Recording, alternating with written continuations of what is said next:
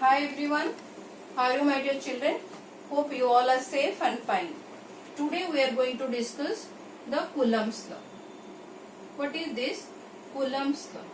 This Coulomb's law actually tells us about the interaction of 2-point charges that are at rest.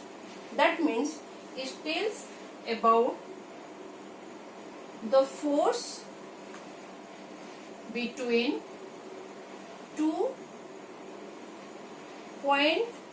charges at rest. That means it is talking about two stationary charges. Okay.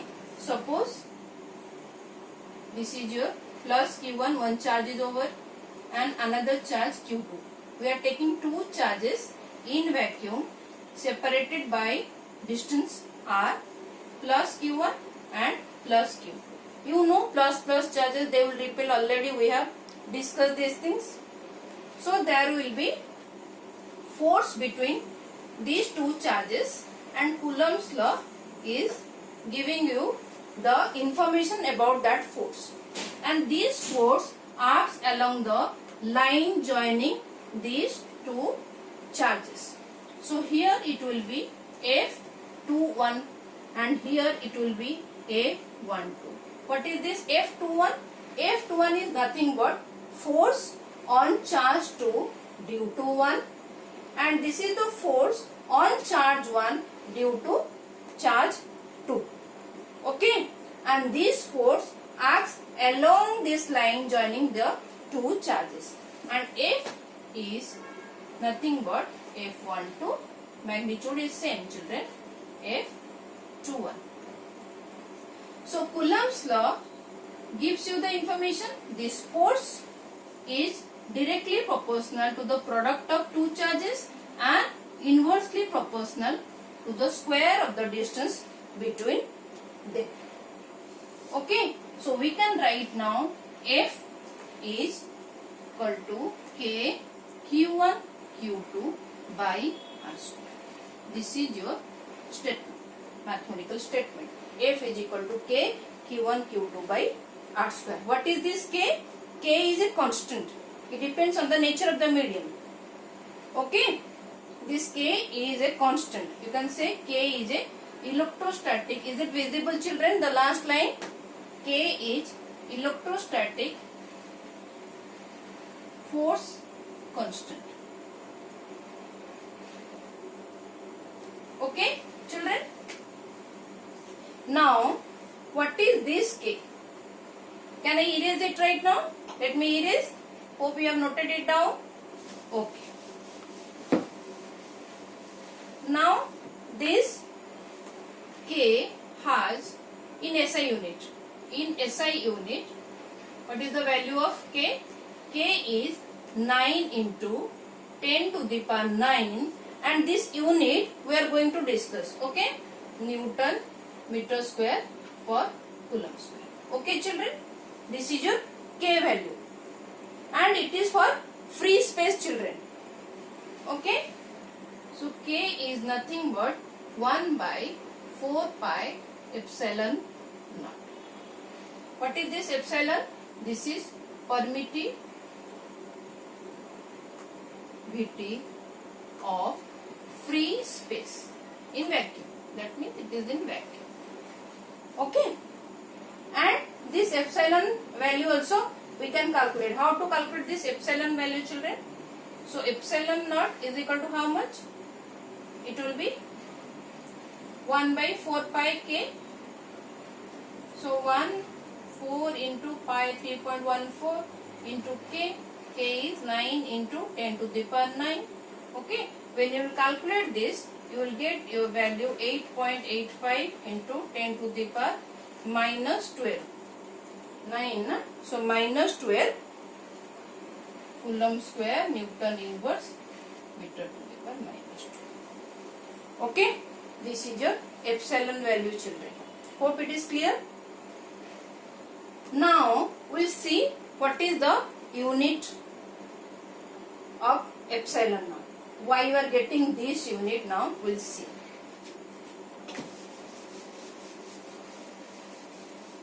why we are getting this unit, children. Epsilon naught is, we can write 1 by 4 pi f q1 q2 by r square, children.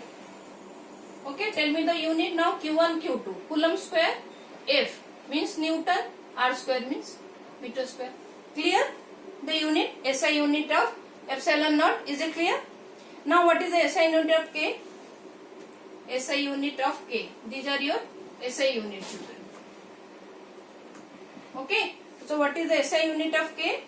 It will be f r square by q1 q2. Okay. Because f is equal to k q1 q2 by r square, na? So from here we can write.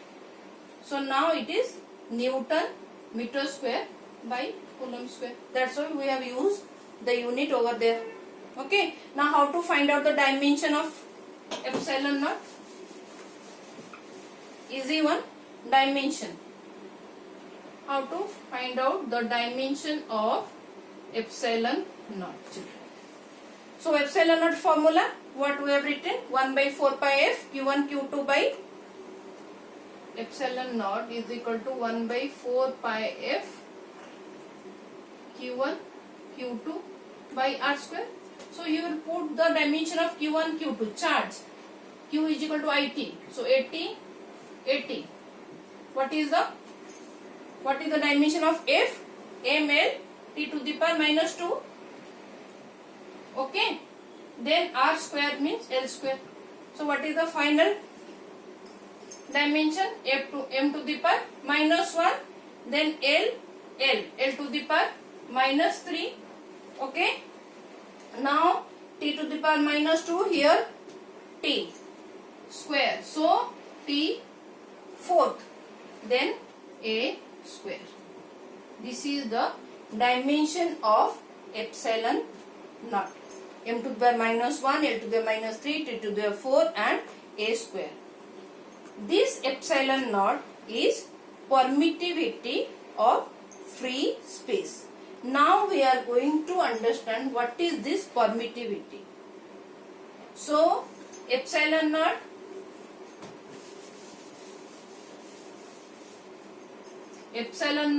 is permittivity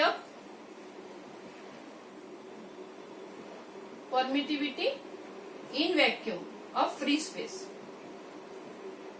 That is in vacuum, because we have taken the two charges in vacuum. Now epsilon is permittivity of medium, children. See, we have taken two charges in vacuum. Now what we'll do, when we'll take these two charges Q1 and Q2 in some medium, like suppose in water, then what you will observe? You will observe the force will decrease. Suppose you can take these two charges in kerosene, in water, then you will see the force is decreasing in comparison to the force we are getting in free space. Why it is so?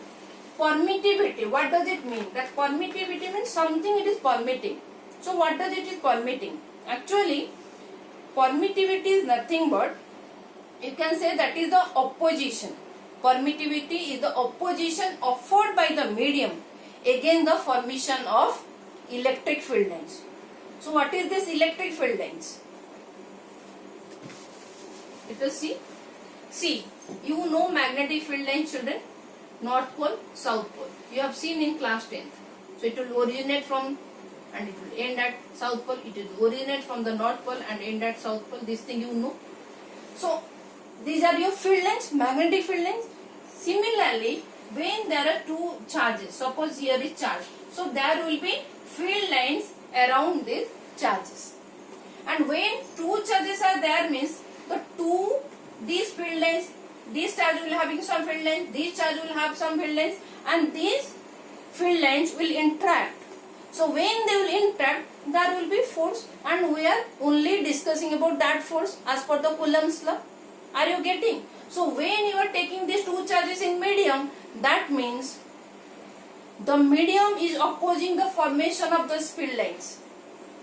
Okay, that means medium is not allowing to form the field lines. So when medium is opposing means there will be less field lines. When there will be less field lines means there will be less interaction. So less interaction means force will decrease. Are you clear now? So this permittivity is fixed for particular medium. It depends on the nature of the medium. So epsilon for air will be different, epsilon value. Epsilon for water will be different. Epsilon for glass will be different. So there will be different values for different medium. Okay. So you can say the force is inversely related to your permittivity, or in free space force is inversely related to your epsilon naught. This only in Coulomb's law, this thing is there. F is 1 by 4 pi epsilon naught Q1 Q2 by R square, children. This is your statement, na, mathematical statement, formula for Coulomb's law. See, you can see this now. Okay. So every medium is having their own permittivity. That means medium is now telling its medium. Like medium is now telling its field, go and decrease the interaction of field lines, electric field lines. Okay. Are you getting it? What is the minimum meaning of this permittivity? It permits its medium is permitting its own field. Go and decrease the interaction between the charges. When there is less interaction between the charges, obviously force will be less. Clear, children? So in medium, your force decreases. That means epsilon of medium, permittivity of the medium, always greater than permittivity of free space. This is the minimum one, permittivity of the free space. That's why force will be maximum. So force in medium will be less than force in free space. Clear, children? What is the meaning of this permittivity? Now we are going to discuss the limitation of one more thing, children. See, K value in CGS unit, we have discussed in SI unit. K value in CGS unit is 1, children. Okay, this thing also please remember. Now limitation of Coulomb's law. What is the limitation? Limitation of Coulomb's law, children. First, it only deals with the charges at rest. That means Coulomb's law is valid for charges at rest. That means for stationary charges. The charges are not in motion. Stationary charges. And Coulomb's law is valid only for point charges. Okay. And third, the separation between the charges. The separation between the charges must be greater than 10 to the power minus 15 meter. If it is less than 10 to the power minus 15 meter, then your nuclear force will come into play. Nuclear force will come into play. This will be in picture now. Okay, children. So these are the limitation of Coulomb's law. One more thing, last I want to discuss. We'll discuss when we'll discuss vectors in vector form, Coulomb's law in vector form. See, now you can see F is proportional to Q1 by Q2, product of two charges. Inverse related to distance between the two charges. So F is inversely related to this.